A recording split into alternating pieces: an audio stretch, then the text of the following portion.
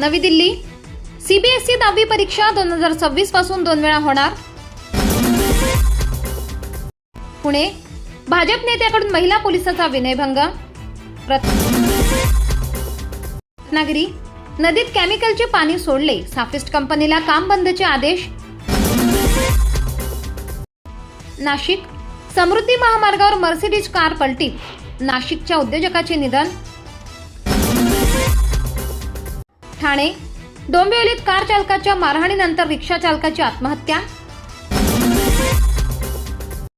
बुलढाणा, केंद्रीय आरोग्य मंत्र्यांच्या गावात आला नवीन व्हायरस.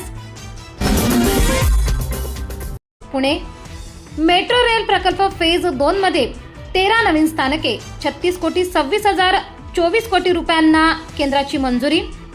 मुंबई, IIT बॉम्बेमध्ये धक्कादायक घटना, 14 दिवस विद्यार्थी बनून युवक कॅम्पसमध्ये. अहिल्यानगर, भरलेल्या शाळेत रक्त सांडलं, धारदार शस्त्राने भोसकून विद्यार्थ्याचा खून.